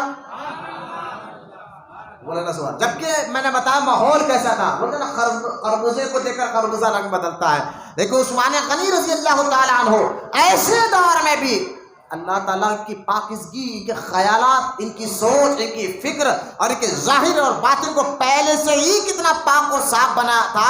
عثمان غنی خود فرماتے ہیں میں نے ایام جہالت میں نہ شراب پیا ہے, نہ زنا کیا ہے, اور نہ ہی شرک کیا ہے. جب پوچھا گیا عثمان نے کیوں, بولے عقلی طور پر, یعنی سمجھے عقل سے بھی اگر غور کیا جائے تو عقلی طور پر بھی یہ چیزیں مجھے اچھی نہیں لگتے تھے. ابھی تو اسلام آیا نہیں, لیکن عثمان غنی فرماتے عقلی طور پر بھی یہ مجھے چیزیں اچھی نہیں لگتے تھے, اس لیے نہ میں نے شراب کو ہاتھ لگایا, نہ زنا کیا, نہ توحید, نہ جو ہے شرک کیا ہے, نہ یعنی بتوں کے سامنے سر جھکایا ہے, کیونکہ عقل اس بات کی گوارا نہیں دیتی تھی. پہلے سے ہی میری مزاج اس طرف جھکتی نہیں تھی, میری مزاج میں یہ چیز تھی ہی نہیں, اور میں نے کیا ہی نہیں. تو یہاں علماء فرماتے ہیں اصل میں اللہ تعالیٰ نے یہ پاکیزگی پیدائشی طور پر اللہ نے عثمان غنی کے دل دماغ میں ڈال دی تھی. بولے محبت سے سبحان اللہ. حضرت عثمان غنی رضی اللہ تعالیٰ عنہ جب ابو بکر صدیق رضی اللہ تعالیٰ عنہ نے آ کر آپ کو فرمایا عثمان ایمان لا لو, اور آخری نبی جو ہے ان پر ایمان لاؤ, عثمان غنی نے فرمایا تھا کہ اے ابو بکر جو نبی ہے وہ کیا کہہ رہے ہیں, تو کہا اللہ کی عبادت کرو, مہمانوں کی عزت کرو, کسی پر ظلم نہ کرو. عثمان غنی کہتے ہیں یہ واقعی یہ چیزیں, کیونکہ مکے میں مہمانوں کی بے عزتی کرنا یا ان کو تنگ کرنا, ان کو لوٹنا, ان کو مارنا, یا پھر عورتوں کی عزت نہیں کرنا, غیر ضروری کسی پر ظلم کرنا, کسی کا مال کھینچنا, یہ عام بات تھی, یہ عام بات تھی. لیکن عثمان غنی رضی اللہ تعالیٰ عنہ کے بارے میں آپ کو یہ بتاتا چلوں کہ اس دور میں بھی عرب کی عورتیں, کیونکہ عثمان غنی عرب میں اتنے محبوب تھے قریش کے, ہر کوئی ان کو اتنی عزت کی نگاہ سے دیکھتا تھا کہ عثمان غنی کے بارے میں آتا ہے طبقات ابن سعد میں, مکے کی عورتیں جب اپنے بچہ کو لوری سناتی کہ بچہ سونے ضد کر رہا ہے, تو مکے کی عورتیں کیا کہتی تھی, جاتے ہیں وہ کہتی تھی کہ احبک الی الرحمن، میرے بیٹے رحمان کی قسم، مکے کی عورتیں کہتی تھی احبک، میرے بیٹے رحمان کی قسم میں تجھ سے محبت کرتی ہوں. میں لوری کہتے گئے رحمان کی قسم میں تجھ سے محبت کرتی ہوں. پھر کہتے الی القریشی کا عثمان، اور ایسی محبت کرتی ہو جیسے قریش عثمان سے محبت کرتے ہیں. بولا محبت سے سبحان اللہ. یعنی دیکھو آپ شریف آدمی، نیک آدمی کی ہر کوئی عزت کرتا ہے، ہر کوئی ان کو محبت کی نگاہ سے دیکھتا ہے کہ یار بڑا نیک آدمی ہے، بڑا شریف آدمی ہے. محلے میں اگر کوئی سب سے زیادہ شریف ہو تو ہر کوئی محلے والے اس کو بولنے کی ضرورت ہے، ہر کوئی ان کو سلام بھی کرتا ہے، عزت بھی کرتا ہے، ادب بھی کرتا ہے، تعظیم بھی کرتا ہے. سارا مکہ جب ایسے گندی خلافات میں مبتلا تھا، شراب، زنا، لیکن ایسے ماحول میں بھی عثمان غنی کی عادت، اخلاق اور کردار اور مزاج کو دیکھے کہ سارے قریش ان سے محبت کرتے تھے. یہ عثمان غنی کا یہ جو آپ کے کمالات ہے میں آپ کو بتا رہا ہوں. حضرت عثمان غنی نے جب یہ سنا حضور یہ بات کرتے ہیں، عثمان غنی کے مزاج تو پہلے سے اس کے خلاف تھی کہ کسی پر ظلم نہ کیا جائے، مہمانوں کو بے عزت نہ کیا جائے، اور جو ہے بلا وجہ کسی پر تکلیف نہ دیا جائے، اور عبادت پتھر کے لیے ایک رب کی ہونا چاہیے. اب فوراً ابو بکر صدیق کے ساتھ کہے عثمان، کہنے لگے چلو حضور کی بارگاہ میں. عثمان غنی حضور کی بارگاہ میں تشریف لے کر گئے، اور تشریف لے جا کر فوراً آپ نے حضور سے کچھ باتوں کی تصدیق کی، اور فوراً آپ نے کلمہ پڑھ کر مسلمان ہوئے. جب آپ کلمہ پڑھ کر مسلمان ہوئے تو آپ 5ویں مسلمان تھے. بولو محبت سے. اچھا مجھے بتائیے یہاں بات، عثمان غنی پہلے سے مالدار، خاندان بھی مضبوط، مالدار بھی ہے، لیکن آپ جو ہے 5ویں مسلمان ہے. بھائی آج مجھے ایک بات بتائیے کہ اگر کوئی شخص کسی سے جڑتا ہے تو کس لیے جڑتا ہے؟ اگر میں اس سے جڑوں گا تو میری عزت بڑھے گی، میں اس سے جڑوں گا تو مجھے مال ملے گا. اگر کوئی کہنا جو ہے کوئی اگر یہ بات کہے کہ جناب کس کو آپ ووٹ دے رہے ہیں، بھائی ووٹ تو اسی کو دوں گا جو پارٹی جیت رہی ہے، حالانکہ وہ کچھ بھی ہو، لیکن ہم اس سے جو جیتنے والی پارٹی ہے اس کو اگر ہم ووٹ دو گے، اس سے جڑیں گے تو مال بھی ملے گا، عزت بھی ملے گی. اب یہاں دیکھیں اس دور میں عثمان غنی ایماندار ہے. عثمان غنی کو مال کی بھی کمی نہیں ہے، پہلے سے ہی مالدار ہے. اور عزت کے بارے میں نے خود آپ کو بتایا ابھی کہ عورتیں تو لوریاں دے کر کہتی تھی اپنے بچوں کو احبک علی الرحمن الی قریشی کا عثمان. یہ عورتیں کہتی تھی عرب کی کہ عزت ایسی، پیسہ ایسا. اب بات ظاہر دکھنے میں حضور کے پاس کوئی پیسہ نہیں دکھنے میں. ابھی یہ تحریک کے 4 آدمی ہیں جڑے ہیں، 4 آدمی صرف حضور سے جڑتے، 5ویں ہیں. عثمان غنی نے یہ نہیں سوچا کہ میں ان سے جڑ جاؤں گا تو پیسہ بھی جائے گا، عزت بھی جائے گی، نہیں، بلکہ عثمان غنی نے یہ سوچا کہ حق یہاں ہے. بولے نا سبحان اللہ. کیا عثمان غنی کو معلوم تھا کہ آگے چل کر مکہ فتح ہوگا، مدینہ میں 3 سال خلاف؟ نہیں، لیکن جہاں حق ہو، جہاں سچ ہو تو اچھے لوگ کی یہ پہچان ہے کہ اس سے جڑ جاتے ہیں. جہاں حق اور سچ نظر آئے، یہ سبق ہے ہمارے لیے. تو وہاں میجورٹی کو نہ دیکھے، وہاں عزت کو نہ دیکھے، سچ کے ساتھ جڑنے سے اللہ دونوں جہاں میں ان کو عزتوں سے نوازتا ہے. یہ ذہن میں آپ کو رکھنا چاہیے. تو لہٰذا عثمان غنی رضی اللہ تعالیٰ 5ویں نمبر پر مسلمان ہوئے. اچھا میں نے آپ کو یہ بھی اور بات بتانا ہے، دیکھیں ہم تقدیر کے انکار کرنے والے نہیں ہیں، تقدیر تو ہے، لیکن جس کو رب چاہتا ہے عالم اسباب بنا کر اس کو ایمان کی دولت سے نواز دیتا ہے. یہ آپ کی خوش نصیبی کہ اللہ نے آپ کو ہدایت دی، ذریعہ بنا، آپ مسلمان ہیں.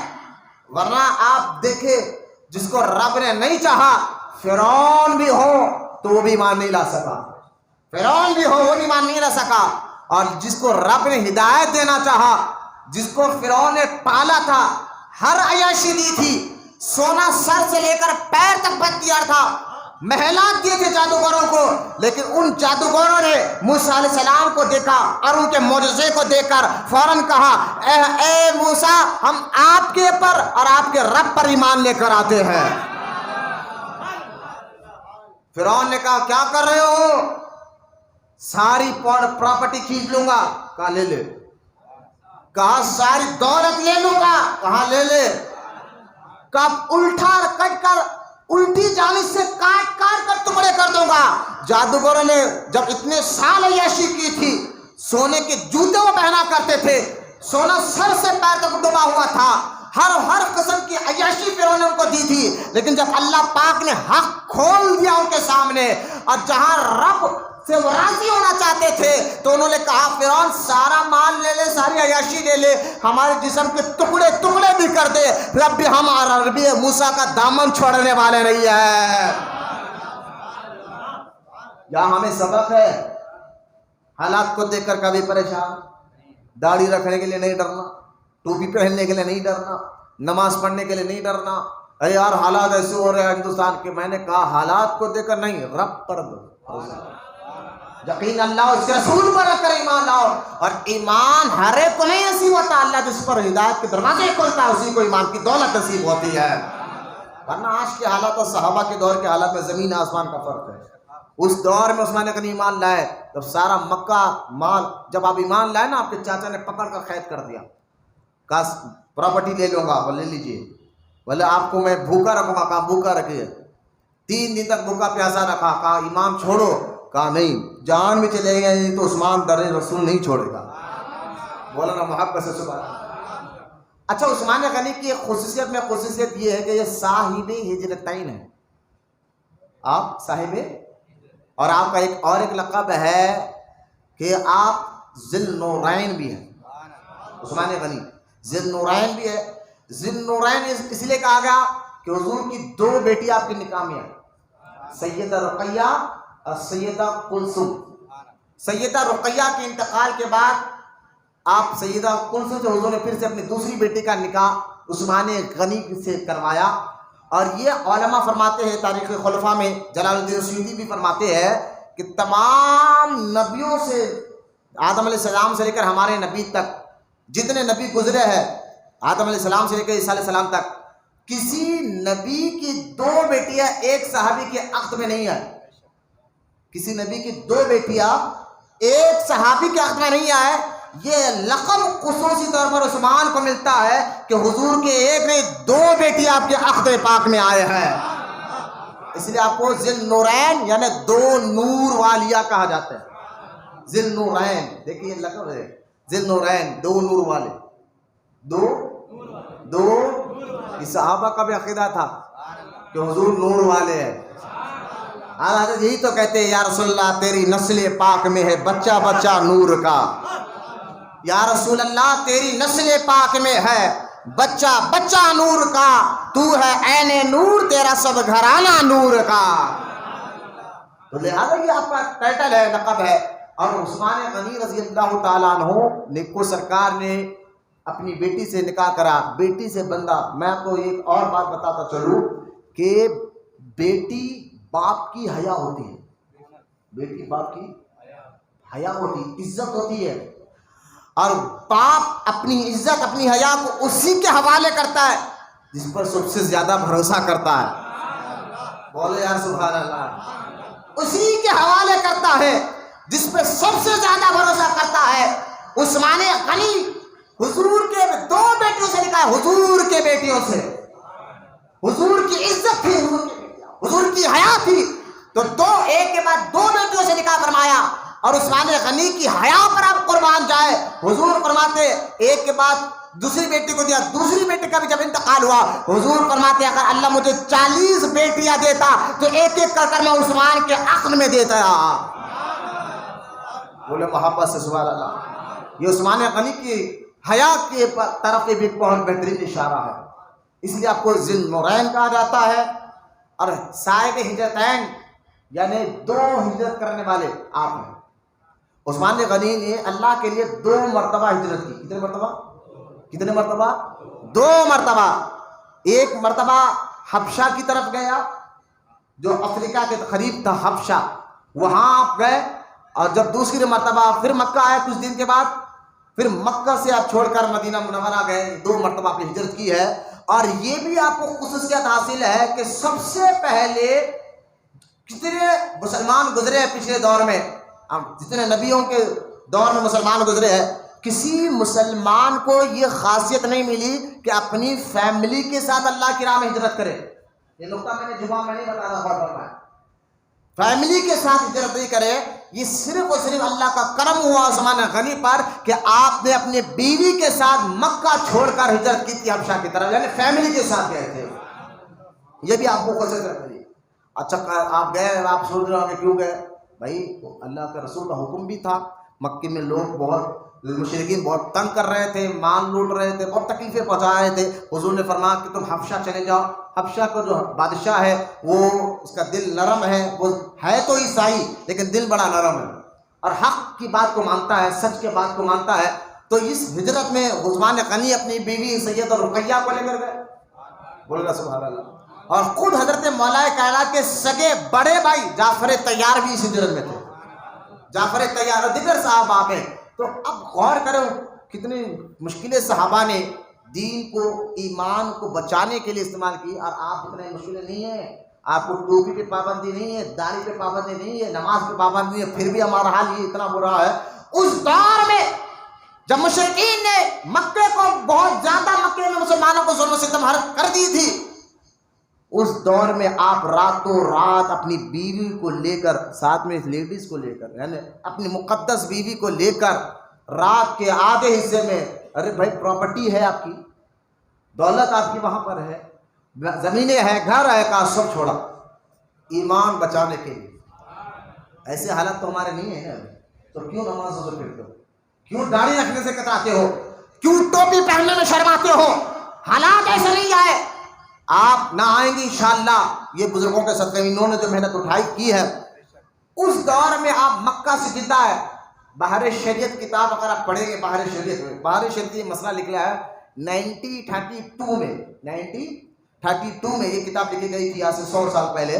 تو آپ نے حاجیوں کو گائیڈ کرنے کے لیے کہ حاجی کیسا جائے، کس طرح جائے، کہاں بیٹھے، کیا کرے، یہ گائیڈ کرنے کے لیے بچوں کو چھوڑ کر آئیے. جناب بچوں کو چھوڑ کر آؤ، چھوٹے بچوں کو باہر چھوڑ کر آئے. اگنا مودنا کر دیجیے گے. بچوں کو، چھوٹے بچوں کو مسجد میں لانا منع ہے. درود پاک پڑھے ایک مرتبہ. اللہم صلی علی سیدنا محمد معدن الجود والکرم وعلی آلہ بارک وسلم. صلاۃ و سلام علیک یا رسول اللہ صلی اللہ تعالی علیہ وسلم. حاجی جو ہے نا، گائیڈ کرنے کے لیے باہر شہر میں مسئلہ لکھا گیا.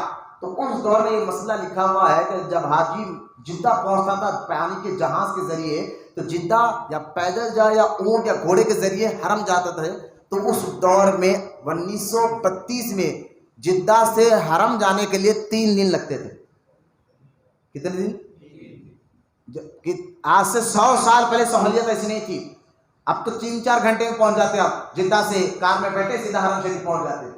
لیکن اس دور میں 100 سال پہلے جدہ سے حرم جانے کے لیے 3 دن لگتے تھے، جبکہ گھوڑے اونٹ وغیرہ موجود تھے. تو 1400 سال پہلے عثمان غنی آدھی رات میں اپنی فیملی کے ساتھ مکہ سے جدہ کیسے آیا ہوں؟ یعنی کتنی تکلیفیں آپ نے برداشت کی. بولے محبت سے سوال. پھر جدہ سے سمندر میں بیٹھ کر، کشتی میں بیٹھ کر، یہاں بازو ہی 5-6 کلومیٹر جانا تھا یا 7-8 کلومیٹر جانا تھا کشتی کا، نہیں، بلکہ وہاں افریقہ جو مکہ کے آخری، بالکل دنیا کے آخری کونے میں وہ شہر ہے، وہاں جانا تھا. اور اس دور میں جو سمندر کی کشتیاں آج کی کشتیوں کی طرح نہیں تھے. آج کے جو کشتیاں ہیں سہولت ہے ایک سے ایک کہ 1 مہینے کا بھی سفر ہم کشتی میں بیٹھے سمندر کی تو پتہ نہیں چلتا. اس دور کے جو کشتیاں تھے بس ایسے تھے کہ اب ڈوبی اب ڈوبی، ایسی کشتیاں تھے. عثمان غنی دیکھے آدھی رات کو مکہ سے جدہ آنا، پھر جدہ سے کشتی میں سوار ہو کر سوتا افریقہ جانا، کتنی صعوبتیں برداشت کی ہے ایمان اور عقیدے کو بچانے کے لیے. اس سے ہمیں پتہ یہ چل رہا ہے کہ اصل کامیابی ایمان کو ثابت رکھنا، ایمان کو بچانا ہے، عقیدے کو بچانا ہے. اس کے لیے اگر کچھ چیز قربان کرنے پڑے تو کر دے، لیکن ایمان اور عقیدے کو کبھی فیصلہ نہ کرے. ایمان کا سودا نہیں کرنا چاہیے. صاحب آپ عثمان غنی رضی اللہ تعالیٰ عنہ جو ہے، ایک مرتبہ حضور رحمت کونین صلی اللہ تعالیٰ علیہ وسلم اپنی بیٹی سیدہ رقیہ سے ملنے کے لیے عثمان غنی کے گھر گئے. حضور اکثر جاتے تھے اپنی بیٹی کے گھر. بولو نا سبحان اللہ. اپنی بیٹیوں کے گھر حضور جاتے تھے. حضور گئے تو یہاں ایک مسئلہ یہ بھی کلیئر کر دوں, جو یہ کہتے ہیں نا کہ ہم بیٹی کے گھر کا پانی نہیں پیتے, میں نے کہا یہ ہندوؤں کا طریقہ تم اپنے اندر کیوں لا رہے ہو؟ یہ غیر ضروری رسم و رواج مت بناؤ. حضور تو بار بار خاتون جنت کے گھر جایا کرتے تھے, ایسے کئی واقعات حدیث پاک میں آتے ہیں. تو اس سے محبت, آپس کی رشتہ داری مضبوط ہوتی ہے, رشتہ داری مضبوط ہوتی ہے, محبت قیام ہوتی ہے. لہذا حضور رحمت کونین صلی اللہ تعالی علیہ وسلم جب اپنی بیٹی رقیہ کے گھر گئے تو عثمان غنی لیٹے ہوئے تھے, اور آپ کی بیٹی, حضور کی مقدس بیٹی یعنی عثمان غنی کی مقدس بیوی آپ کے سر کو مالش کر رہی تھی یا تیل لگا رہی تھی. ایسی حالت میں حضور گھر میں گئے. دیکھا عثمان, اب جب گھر میں گئے تو حضور آتا ہوا دیکھ کر عثمان غنی فوراً اٹھنا جائے, لازم بھی تھا, ایک تو نبی ہے, بولنا سبحان اللہ, اور دوسرے سسر ہے. ایک داماد سب سے زیادہ اپنے سسر سے حیا کرتا ہے. میں اچھے دامادوں کی بات کر رہا ہوں, شرم والے حیا والے دامادوں کی بات کر رہا ہوں. سب سے زیادہ حیا اپنے سسر سے کرتا ہے. یہ اچھا کی پہچان اپنے اندر ایک کوالٹی پیدا کرو, بے حیا بے غیرت بننے والے مت بنو. سرکار نے فرمایا حیا ایمان کا حصہ ہے, بولنا سبحان اللہ. حیا شرم ایمان کا حصہ ہے, ایمان کا. اگر حیا چلے گئی ایمان بھی چلا جائے گا. تو جس کو جو رتبہ دینا ہے دو, کہیں ایسا نہ ہو کہ ماں باپ سے زیادہ ساس سسر کا اس کا رتبہ دیکھ کے وہاں جانے جاؤ, امی امی ابا ابا, اور اصل امی ابا کو دیکھ کے ہی نہیں پوچھے بھی نہیں دیکھے. میں نے کہا یہ کوسے جوڑے کے غلام بن بیٹھے ہو, جس کو جو حق دینا وہ حق دینا, یہ اللہ رسول کا حکم ہے. بولنا محبت سے سبحان اللہ. ایسا نہیں کہ ادھر کی ہو جاؤ ادھر کو جاؤ, یہ اعتدال اپنے اندر رکھو, بیلنس اپنے اندر رکھو, کہ اس کا جو مقام مرتبہ ہو اس کو عزت دو, وہ مقام مرتبہ دو. تو جو بیوی کا مقام ہے اس کو وہ عزت دو, جو ماں باپ کا مقام ہے ان کو وہ عزت دو, جو ساس سسر کا مقام ہے وہ عزت دو, اور جو پیر کا مقام ہے ان کو وہ عزت دو. اب یہاں جس کا مرتبہ بڑھتا جاتا ہے, علماء کا جو مقام ہے ان کو وہ مقام دو, حفاظ کا جو مقام ہے ان کو وہ عزت دو. یہ بیلنس اپنے اندر آنا, اور یہ اچھے کوالٹی کی پہچان بھی ہے جو یہ کاموں کو کرتا ہے. حیا اخلاق جس کے اندر ہو اس کی پہچان ہے. وہ آپ بولے میں حیا حیا کا مطلب سمجھ شرماتے نہیں, شرمانا نہیں. حیا اچھی عادتوں کا نام ہے, بولو یار سبحان اللہ. اچھی اخلاق کا نام حیا ہے, اچھی عادتوں کا نام حیا ہے. اپنے اندر جتنی حیا ہوگی اس کی عادتیں خود بتا دے گی, یہ پہچان ہوگی. حیا ہے, حیا ہے, حیا ہونے والا بے غرض چال نہیں کرتا. اب عثمان غنی رضی اللہ تعالیٰ عنہ دیکھیے اٹھ کر کھڑے ہونے جائے, سرکار نے فرمایا کہ عثمان لیٹے رہو, اور اپنی بیٹی رقیہ کو کیا کہا سنیں آپ, فرمایا میری بیٹی عثمان کی ایسی خدمت کرنا. حضور یہ نہیں کہہ رہے کہ میری بیٹی ہے تم ان کو پلنگ پہ بٹھا کر نیچے دب سے کھڑنا تھا, نہیں, بلکہ کہہ رہے میری بیٹی عثمان کو ایسی خدمت کرنا عثمان کی. کیوں؟ حضور کا جملہ جو حضور نے فرمایا بہت پیارا جملہ میں بیان کرنے جا رہا ہوں, حدیث پاک میں تاریخ خلفاء میں لکھا ہوا ہے. فرمایا سید رقیہ سے حضور نے کہ میری بیٹی سن, صحابہ میں سب سے زیادہ جو میرے قل اور میری مزاج کی طرح اگر کوئی ہے تو عثمان ہے. بولنا محبت سے سبحان اللہ. صحابہ میں جو میری مزاج کی طرح, جو میرا خلق ہے, حضور کا خلق, حضور کی مزاج, حضور کی عادتیں جو میری مزاج اور میرے خلق کے مشابہ ہے وہ عثمان ہے. میں نے کہا من کنت مولا, یہ بھی بہت بڑی بات ہے جس کے حضور نے فرمایا من کنت مولا فہذا علی المولا, کہ میں جس کا مولا ہوں علی بھی اس کا مولا ہے. میں نے کہا یقیناً یہ بہت بڑی بات ہے, لیکن یہ بھی بہت بڑی بات ہے جس کے بارے میں حضور نے فرمایا جو میرا خلق ہے وہ عثمان کا خلق ہے. بولا محبت سے سبحان اللہ. جو میرا خلق ہے, اچھا خلق کیا ہے؟ اچھی عادتوں کو کہتے ہیں, خلق اچھی مزاج کو کہتے ہیں, خلق اچھی حرکتوں کو کہتے ہیں. میرے آقا کا جو خلق ہے, جن کے اخلاق اور خلق کی تعریف اللہ قرآن میں بیان فرمائے, انک علی خلق عظیم, وہ میرے آقا کے اخلاق. اچھا ایک اخلاق ہم بھی کرتے ہیں, کب؟ لوگوں کے سامنے, ہے نا, یہ لوگوں کے سامنے بیٹھے تو ہاں, پیر کے سامنے, استاد کے سامنے یا دوستوں کے سامنے بیٹھے تو اچھے اخلاق کرتے. یہ اچھے اخلاق کی پہچان نہیں. یہ اچھے اخلاق کی اچھے جو واقعی شرم حیا والا ہو, فطری طور پر اچھے عادتیں والا ہو, وہ جہاں جلوت میں لوگوں کے سامنے رہتا ہے ویسا خلوت میں بھی رہتا ہے. بولنا سبحان اللہ. خلوت تنہائی میں ہی, وہ اس کا بیٹھنے کا, اس کے بات کا, تنہائی میں بھی ہو, کوئی دیکھ بھی نہ رہا ہو, پھر بھی شرم حیا اچھی عادت والا تنہائی میں بھی اچھے اخلاق سے ہی پیش آتا ہے. اس لیے عثمان غنی کے بارے میں آتا ہے بڑے مڑ کر سکڑ کر آپ غسل کیا کرتے تھے. رحمت کونین صلی اللہ تعالی علیہ وسلم تشریف فرما تھے کہ ایک مرتبہ ابو بکر صدیق رضی اللہ تعالیٰ عنہ تشریف لائے. سرکار اسی طرح لیٹے رہے, اپنے پیروں کو قریب نہیں کیا, پنڈلیوں کے اوپر سے چادر مبارک آپ کی تھی تہبند شریف. اور اس حدیث سے یہ بھی جہاں عثمان غنی کی بارے میں معلوم ہے, یہاں پر یہ معلوم ہے کہ حضور ابو بکر اور عمر سے کتنا یوں سمجھے کہ محبت سے پیش آتے تھے, اور ان سے اتنا لاڑ پیار تھا کہ جب حضور لیٹے تھے اپنے آپ, اور آپ کی چادر تہبند شریف جو ہے ایڑی سے تھوڑے اوپر تھی, اور جب بتایا گیا ابو بکر آئے, کہا آنے دو, اور ابو بکر آئے قدموں میں بیٹھ گئے, حضور اسی طرح آرام فرما رہے. جب بتایا گیا عمر آئے, کہا آنے دو, اسی طرح لیٹے. اس سے پتہ چلا کہ ابو بکر اور عمر سے حضور کی طرح لاڑ کرتے تھے, ہے نا. اگر آپ کے پاس کوئی مہمان آ جائے اور آپ آج کھڑا بیٹھے, جیسا مہمان ہے, ارے آنے دو, پہلے آپ کپڑے صاف کرتے, اپنے آپ کو صاف کرتے, پھر جگہ صاف کرتے, بولے آنے دیجیے, یہ اچھی چیز بھی ہے, کرنا بھی چاہیے. لیکن کوئی خاص آ جائے, کوئی خاص آ جائے آپ کا, جو آپ کی مزاج سے واقف ہے, آپ کے اخلاق سے واقف ہے, بولے آنے دو, آنے دو. حالانکہ میں نے اس کو معلوم ہے کہ میں کیا ہوں اور میں جانتا ہوں وہ کیا ہے.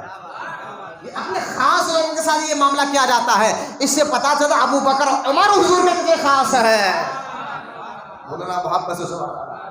دیکھ عثمان غنی آئے, سرکار اٹھے, اپنی چادر شریف تہبند شریف کو سیدھا کیا, فرمایا اب اندر آنے دو. جب پوچھا کہ حضور کیوں آپ ابو بکر کے آنے پر, عمر کے آنے پر نہیں اٹھے, عثمان کے آنے پر اس طرح اٹھ کر اپنی چادر کو کیوں آپ نے صحیح کیا؟ سرکار نے فرمایا عائشہ میں اس سے حیا کیوں نہ کروں جس سے فرشتے حیا کرتے ہیں. یہی تو آپ کو سمجھا, حیا ایمان کا حصہ ہے. حیا ایمان کا حصہ ہے, جہاں حیا ہوتی ہے وہاں ایمان ہوتا ہے.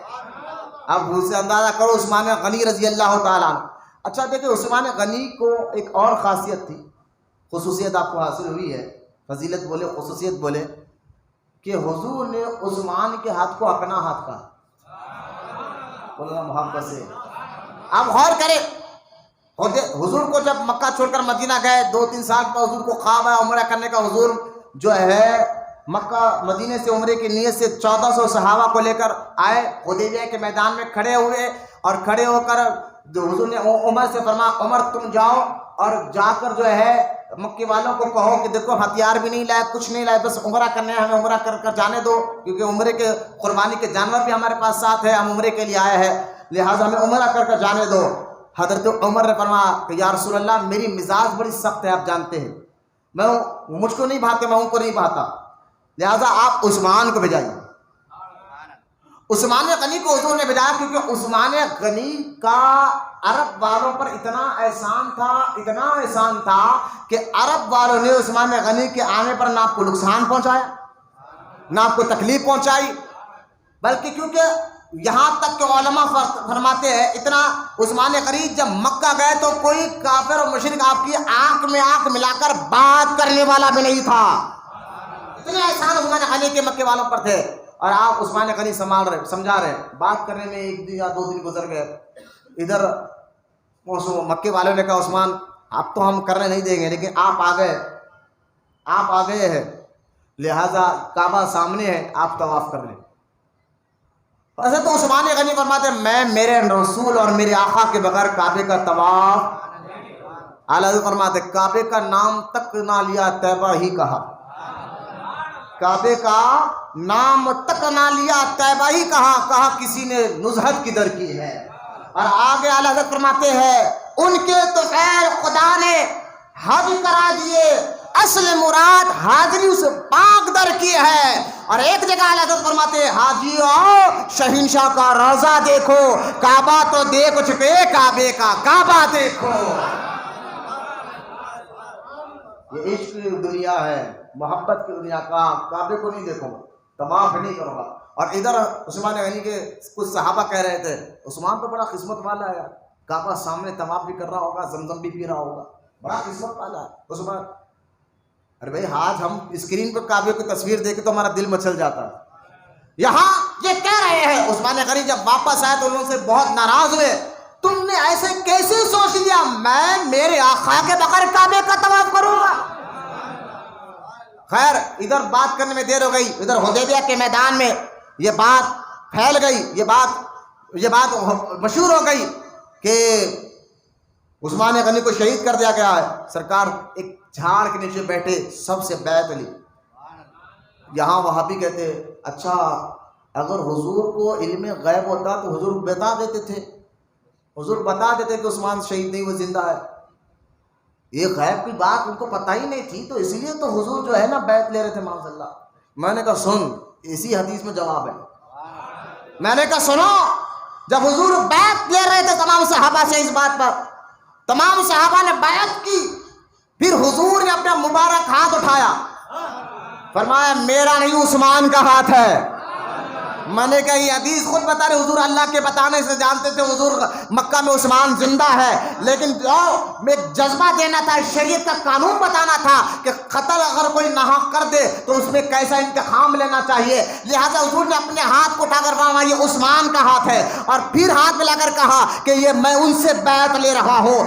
بیعت زندوں سے لی جاتی ہے, مردوں سے نہیں لی جاتی. وہ تو یوں بھی زندہ ہے, آج بھی اپنی خبروں میں بھی زندہ ہے. میں سمجھانے کے لیے بات کہہ رہا ہوں, غور کرے کہ حضور نے بیعت لے کر اشارہ دے دیا مکہ میں عثمان زندہ ہے. بولو محبت سے سبحان اللہ. بیعت لی, اور ساری زندگی جب عثمان غنی کو معلوم ہوا نا حضور نے اپنے ہاتھ کو میرا ہاتھ کہا, پھر آپ نے ساری زندگی اس ہاتھ سے اپنی شرمگاہ کو ہاتھ نہیں لگا. بولو نا محبت سے سبحان اللہ. یہ عثمان غنی کا عشق رسول تھا. میں یہ تو کہنا چاہتا ہوں جہاں من کنت مولا فہذا علی المولا, بہت بڑی بات ہے, لیکن غور کرو علی کو بتا کر حضور کہہ رہے ہیں کہ ان کا جس کا میں محبوب ہوں اس کا علی بھی محبوب ہے. میں نے کہا بالکل حق ہے, کوئی شک نہیں, بہت بڑی حدیث ہے. میں نے کہا جہاں وہ حدیث ہے تو یہ بھی حدیث دیکھو, حضور اپنے ہاتھ کو بتا کر کہہ رہے ہیں یہ میرا نہیں عثمان کا ہاتھ ہے. میں نے کہا یہ بھی بہت بڑی حدیث ہے. بولو نا محبت سے سبحان. جہاں من کنت مولا بہت بڑی حدیث ہے, بہت بڑی بات ہے. میں نے کہا یہ بھی بہت بڑی حدیث ہے جس کو حضور نے فرمایا میرا نہیں عثمان کا ہاتھ ہے. میں نے کہا یہ صحابہ کا عدل اعتدال اپنے اندر رکھو کہ جس کو جو مرتبہ دیا ہے خود مولا کائنات سید السادات علی مرتضیٰ رضی اللہ تعالیٰ عنہ کا خطبہ اپنی تاریخ کی کتابوں میں آیا ہے. الامن علا میں اعلیٰ حضرت امام احمد رضا خان رضی اللہ تعالیٰ عنہ نے اپنی کتاب الامن والعلا میں بھی یہ جو ہے حدیث پاک نقل فرمائی ہے کہ مولا کائنات علی مرتضیٰ رضی اللہ تعالیٰ عنہ ایک مرتبہ اپنے خلافت کے دور میں خطبہ دیتے ہوئے فرمایا تو لوگوں جانتے ہو ابو بکر کون ہے؟ جانتے ہو ابو بکر کون ہے؟ حضرت مولا کائنات کہتے سنو میں کہتا ہوں ابو بکر صدیق ہے, اور وہ ایسا صدیق ہے جس کو اللہ تعالیٰ نے صدیق کہہ کر پکارا ہے. اور فرما جانتے ہو مولا کائنات لوگوں جانتے ہو عمر کون ہے؟ عمر فاروق ہے, اور ایسا فاروق ہے جن کے عدل و انصاف کے بارے میں حضور نے خود بیان فرمایا تھا. اور جانتے ہو لوگوں عثمان کون ہے؟ بول گا سبحان اللہ. مولا کائنات کا خطبہ ہے. جانتے ہو عثمان کون ہے؟ عثمان وہ ہے جن کو ذوالنورین کہا جاتا ہے. حضور نے اپنی 2 بیٹیوں کا نکاح عثمان سے کیا ہے, اور اتنا اعتماد عثمان پر تھا, اتنا بھروسہ تھا. مولا کائنات کہتے ہیں عثمان غنی نے 2 مرتبہ حضور کے کہنے پر جنت کو خریدا ہے. بولا محبت سے سبحان اللہ. جب مکہ چھوڑ کر مدینے میں آ گئے سارے مسلمان. مدینے میں ایک شہر بن گیا, جس کی ساری ڈیٹیل نہیں ہے. بحر الرما ایک کنواں تھا یہودی کا, عثمان غنی نے وہ کنویں میں میٹھا پانی, وہی کی کنواں تھا سارے مدینے, وہ ایک کنواں تھا جس میں میٹھا پانی آتا تھا. اور وہ یہودی بڑے پیسے لے کر دیتا تھا, غریب پیاسے مر رہے تھے. لہٰذا عثمان غنی نے جب یہ دیکھا, حضور نے فرمایا کون ہے جو بحر الرما کو خرید کر اللہ کی راہ میں دے اور میں اس کو جنت کا وعدہ دیتا ہے. میرے آقا مالک و مختار ہے, جنت بنائی رب نے, مختار حضور کو بنایا ہے. بھائی اگر یہ چیز میری ہے نا, فون, میں آپ کو کہوں گا میرا یہ کام کر دو, یہ فون لے لو, تو میری ہے تو تبھی تو بولوں گا نا. جب میری چیز ہے تبھی تو میں آپ کو بولوں گا. اب میری ہے نہیں, آپ کی ہے, میں آپ کو کیسے بول سکتا ہوں کہ بھائی میں اگر میرا کام کر تو ان کی چیز نہیں. تو اس کو ہی کو کہتے ہیں مالک و مختار. اللہ پاک نے فرمایا محبوب جنت میری, مالک تو, قرآن ہے میرا لیکن جس پر اترے گا وہ تو. بولے نا محبت سے سبحان اللہ. اب غور کرے, رحمت کونین کے کہنے پر آپ نے بحر الرما کو خرید کر مسلمانوں کے لیے وقف کیا. اور ایک مرتبہ جنگ تبوک کا جو واقعہ ہوا تھا, تبوک مدینہ منورہ سے 1700 کلومیٹر دور ایک میدان کا نام. کتنے کلومیٹر؟ 1700 کلومیٹر. اور اس دور میں دھوپ اور جو صحبتیں برداشت کرنا تھا جانوروں کے, اور بظاہر اس وقت سپر امپائر جو اس وقت ملک تھا روم, اس سے جنگ تھی مسلمانوں کی. اس وقت کا وہ سپر پاور ملک تھا, وہاں مسلمانوں کو جا کر رومیوں سے جنگ کرنا تھا. اور مسلمانوں کے پاس ہتھیار کم, سفر اتنی دور کا جانا ہے, مدینے سے 1700 کلومیٹر دور جانا ہے. حضور نے جنگ تبوک پر یہ اعلان فرمایا تھا کون ہے اللہ کی راہ میں دے, اللہ کی راہ میں. ہاں بعض ایسا دینا چاہیے. ویسے پاک نے کہا صدقے دو قسم کے ہوتے ہیں, ایک زکوٰۃ ہوتی ہے جو مالداروں پر فرض ہے, وہ تو ہے. ایک نفیل صدقہ بھی غوث اعظم فرماتے ہیں پنیہ طرف دیا کرو, نفیل صدقہ بھی دیا کرو. وہ نفیل صدقے میں فرمایا کسی غربا کی مدد کر دینا, کسی کو کھانا کھلا دینا, بولو تو سبحان اللہ, کسی کو کھانا کھلانا, کسی لنگے کو کپڑے پہنا دینا, کسی غریب کی مدد کر دینا. کوئی کسی غریب کی مدد کر کر دیکھے کہ دل کو کتنا سکون ملتا ہے نا. اور حدیث پاک میں بھی آتا ہے کہ صدقہ اللہ کے غضب کو ٹھنڈا کر دیتا ہے. صدقہ دو اور اپنی عمر کو لمبی کرو. دیکھیں ہمارے کو کیا ہے معلوم ہے, ہوٹلوں میں مندی کھائے تو 500 روپے کے, تو وہاں دل کچھ بھی نہیں ملتا. ہمارا ایک پیر بھائی فون کر رہا, بھائی کھانا کھلانا ہے, معلوم ہے الحمدللہ تمہارا پیر و مرشید نہ لیا نہ لیں گا, زبردستی کر کے پیسے لاؤ بول کر, الحمدللہ ہدیوں کا میں نے یہاں فون کر کے بولا جا رہا ہے, جبکہ آنکھوں سے دیکھ رہے, لوٹا نہیں جا رہا آپ کو, آنکھوں سے آپ بھی دیکھ رہے سچائی کو کہ آپ کھانا کھلایا جا رہا ہے. تو ہوٹلوں میں کھانے بریانی کے لیے پیسے ہے, 1000 روپے وہاں ڈال دیں گے چائے میں, لیکن جب پکوان میں ملا ہوا تو اتنا چہرہ اتر جا رہا, وہ 100 روپے 150 روپے وہ بھی یاد دلائے تو کچھ ہے بچے جو میں جانتا ہوں اور سمجھ رہے عقل مند کو اشارہ کافی ہے. بھائی صدقہ دو, میں تمہارے پیسوں کا نہ میں لیتا ہوں نہ کھاتا ہوں, الحمدللہ جو تم لوگ یہ دیتے ہیں نا, یہاں کھانا بنتا ہے, خود بھی کھاتے ہیں, ہم دوسروں کو بھی کھلاتے ہیں. اور غوث اعظم فرماتے ہیں میں نے اللہ تعالیٰ کی بتائے نیکیوں کو چھان کر دیکھا تو سب سے پسندیدہ نیکی جو مجھے پسند آئی, غوث اعظم فرماتے ہیں سب سے اچھی نیکی مجھے جو پسند آئی ہے وہ بھوکوں کو کھانا کھلانا ہے. یہ سلسلہ قادریہ میں ہے. غوث اعظم تو بار بار آج بھی میں نے الحمدللہ دیکھا کہ غوث اعظم کا لنگر 800 سال سے آج تک بھی چلتا. بغداد میں مجھے یہ خوش نصیبی ہمیں ملی ہے ہم 3 جنوں کو کہ ہم نے غوث اعظم کے لنگر کا کھانا کھایا ہے الحمدللہ. آج بھی جو غوث اعظم کی پراپرٹی سے پیسہ جو آتا ہے, غوث پاک کے زمین آج بھی ہے, اس زمینوں سے جو پیسہ آتا ہے کھیت باڑی کا, کھیتی کے, ان پیسوں سے غربا کو آج بھی 2 ٹائم کھانا کھلایا جاتا ہے بغداد میں. یہاں تک کہ وہاں کے لوگوں سے سنا جب صدام حسین کو مارنے کے لیے امریکہ نے حملہ کیا تھا تب بھی غوث اعظم کا یہ لنگر رکا نہیں تھا, 2 ٹائم کھانا کھلا رہا تھا. تھوڑا کھانے کے لیے پیسے مانگ رہے, فون کر کے, وہی کسی کی جیبت کے لیے نہیں, ہدیہ نہیں, پیسہ لاؤ بول کر نہیں, اس میں بھی کنجوسی. معلوم ہے میرے کو, میرے سارے مرید الحمدللہ محنت کر کر حلال روٹی کمانے والے, کوئی 100-200 روپے محنت دن بھر میں, کوئی 300-400 روپے کمانے والے, کوئی کروڑ پتی نہیں ہے. جو جس کو اللہ حلال دولت دے کروڑ پتی تو ان کو بھی اللہ اور نواز ہے, اور جو غریب ہے اللہ ان کو بھی غریب نواز کے سلسلے میں اور نواز ہے. لیکن میں کہتا ہوں بھائی حلال محنت کا پیسہ 10 روپے کیوں نہیں, دیتے رہو. غوث اعظم فرماتے ہیں جو اللہ کی راہ میں صدقہ دیتا ہے, مال دیتا ہے, اللہ اس کے مال کو بڑھا دیتا ہے. تو تو ذرا غور کرنے کی بات ہے اپنے میں، ہوٹلوں میں کیا کرتے ہیں اور کہاں خرچ کرنا، یہی تو سمجھانا ہے نا. 1 روپیہ بھی فضول خرچہ ہو تو اللہ کی بارگاہ میں حساب دینا ہے. اللہ نے فرمایا قرآن میں فضول پیسہ خرچ کر شیطان کے دوست نہ بنو، فضول پیسہ خرچ کر شیطان کے دوست نہ بنو. تو جہاں نیکی ہے اور وہ بھی ایسی نیکی اپنی آنکھوں سے آپ دیکھ رہے ہیں کہ آپ کا پیسہ ویسٹ نہیں جا رہا ہے. میں نے دیکھ رہے ہیں یارو لوگ لوٹ لے رہے لاکھوں روپے ہزاروں روپے پیری مردی کے نام پر. الحمدللہ یہاں نہ کبھی ایسا ہوگا نہ ہوگا انشاءاللہ. لہٰذا جب بھی یہاں سے ہونا ہے اب لگاتار 4 اتوار ہمیں لنگر کرنا ہے. کتنے اتوار؟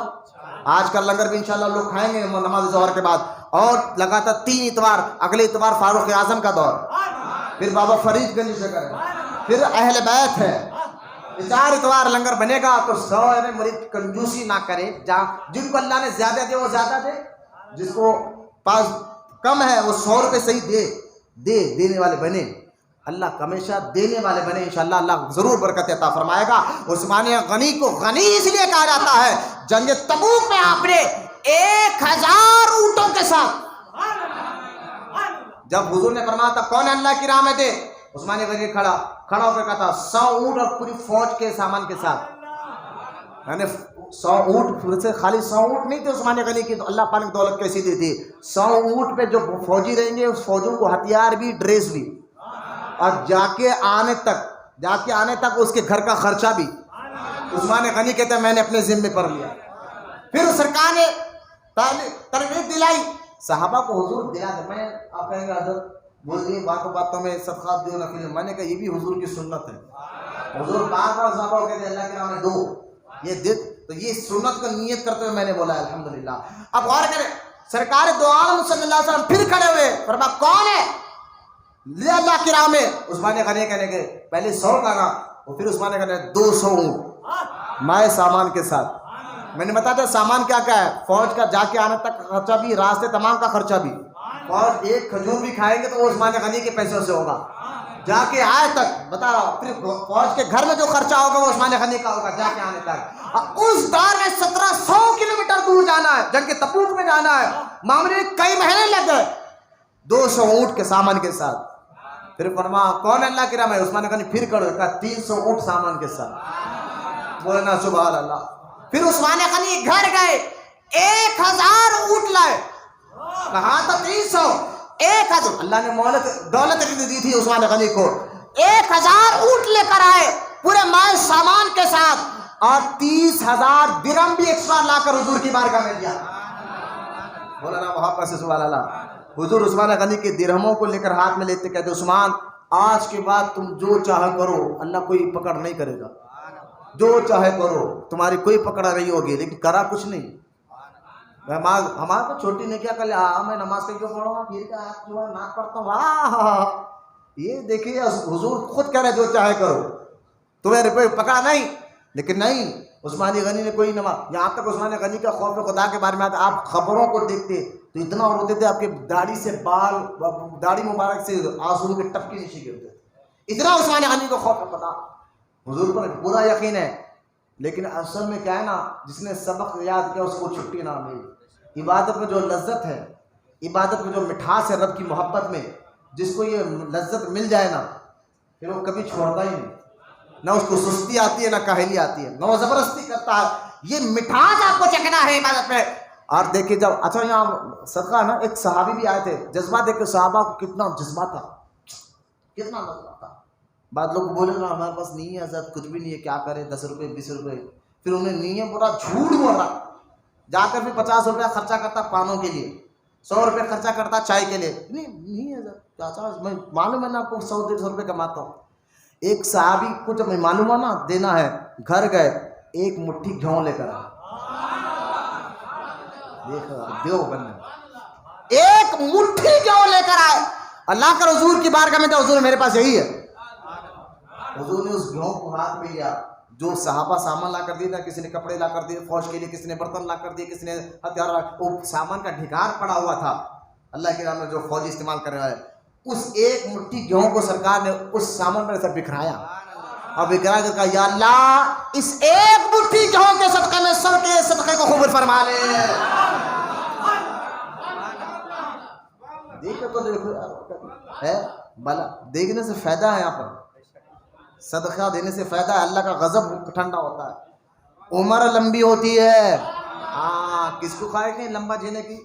بڈھا بھی ہوگا تو نہیں, ابھی اور تھوڑا حضرت ابھی تھوڑا ہے, اور کمال کے زبان میں حج کرنے جاتا, عمرے کو جاتا ہے, پیسہ سب ہے لیکن کر نہیں پا رہا. تو لہٰذا حدیث میں سرکار نے فرمایا کہ دو چیزوں کی میری عمر میں خواہش کبھی کم نہیں ہوگی, کہ لمبی عمر کی اور مال کی. یہ حدیث ہے. لیکن جن کو پیر کا دامن مل جائے نا, بولو نا سبحان اللہ, پھر وہ یہ کہتا ہے زندگی پہ مرنے والے زندگی میں مر کے دیکھ, زندگی میں مرنے والے زندگی میں مر کے دیکھ, سب تماشے کر کے دیکھا, یہ بھی تماشا کر کے دیکھ.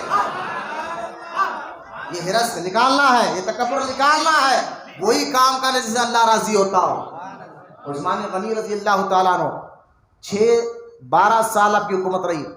حضور کے ظاہری پردہ فرمانے کے بعد 2 سال ابو بکر صدیق, پھر ان کے بعد 10 سال فاروق اعظم. اب انشاءاللہ آنے والا اتوار آ رہا, فاروق اعظم کی شام میں ہم پڑھ لیں گے. اور وہ 10 سال آپ نے دین کو دنیا کے 44 ممالک تک اسلام پھیلایا.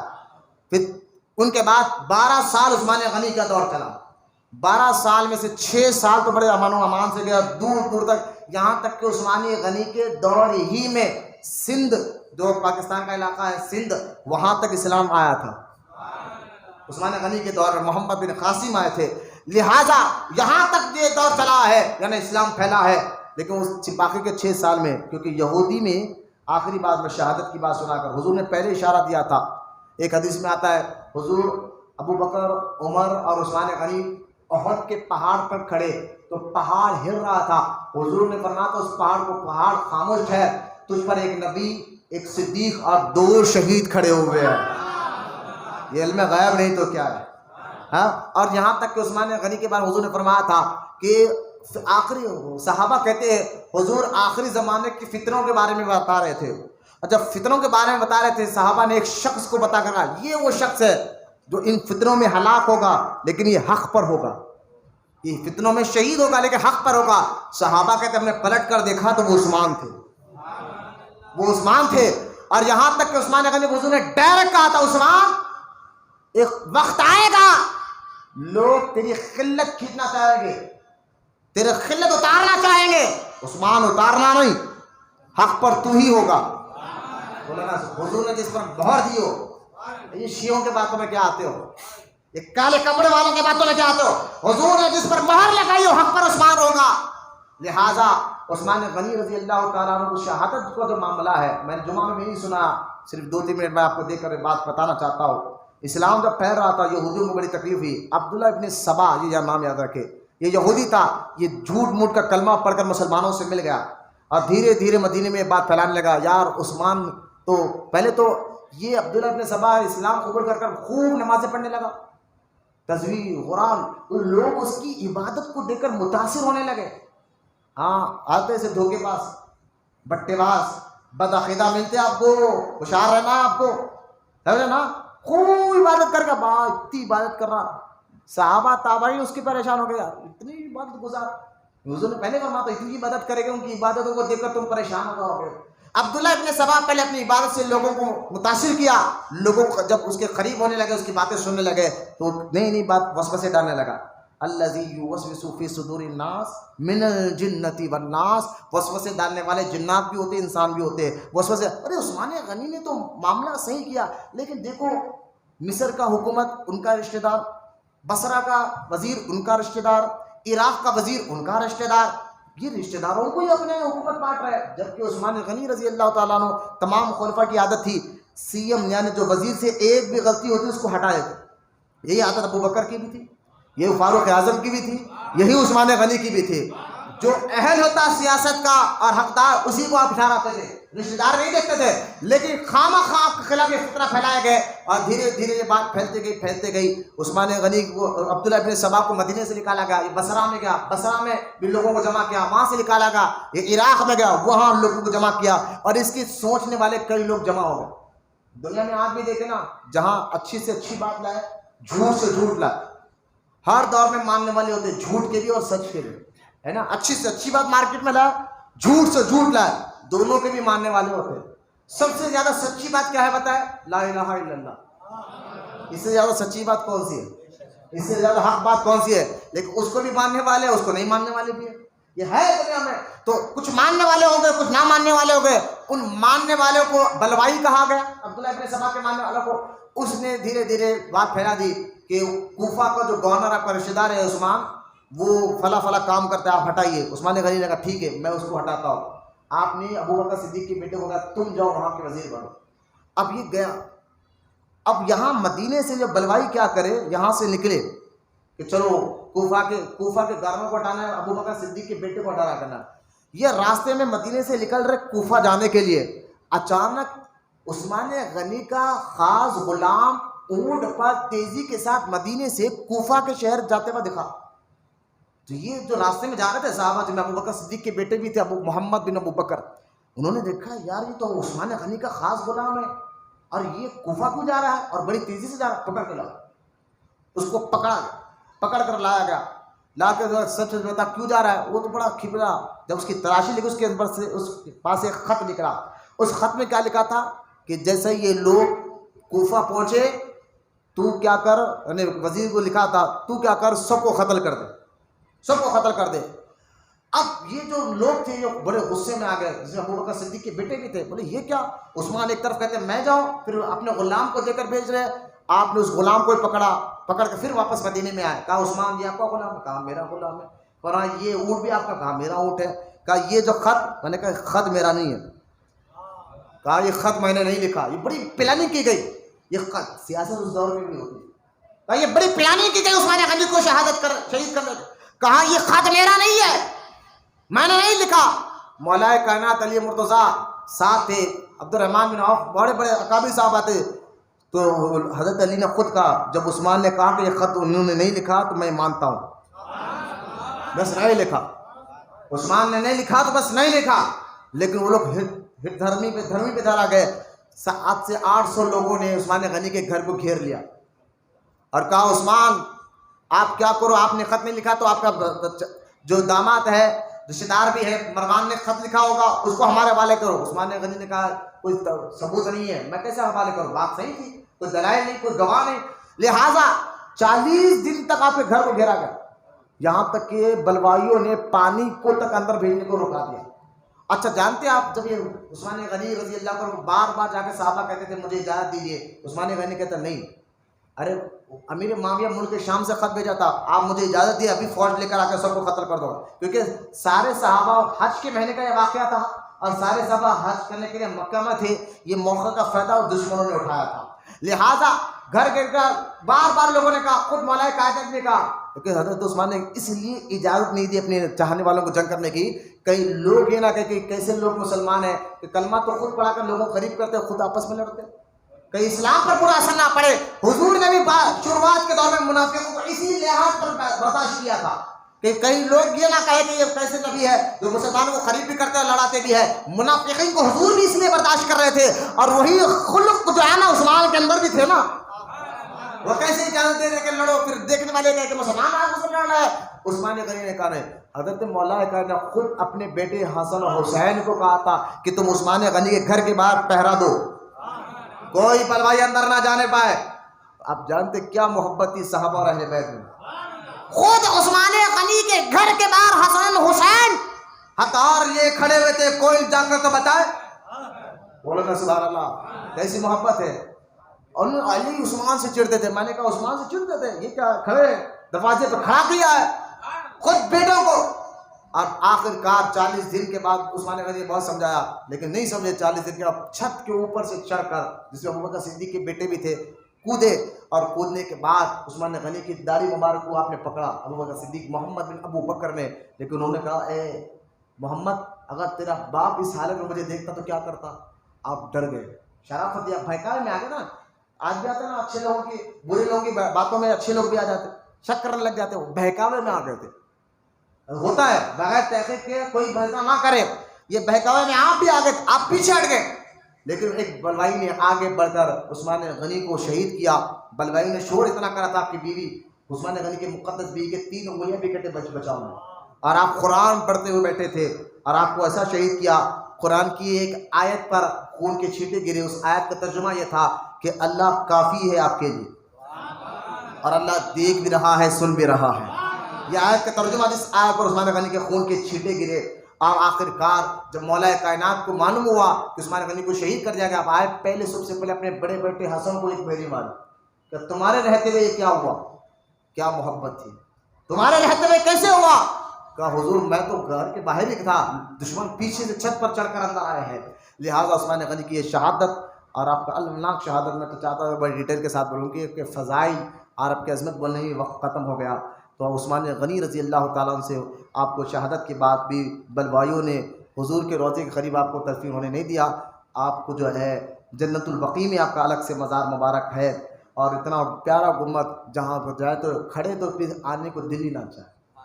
خیر یہ ترکی حکومت گنبد بھی تھا، گنبد کو شہید کر دیا گیا، لیکن مدینہ پاک میں 10,000 صحابہ جہاں ہے وہ سب سے افضل صحابی رسول عثمان غنی کا مزار بھی ہے، ایک الگ سے جنت البقیع میں اندر جاتی گیٹ سے لیفٹ سائڈ میں کونے کی طرف آپ کا مزار مبارک موجود ہے۔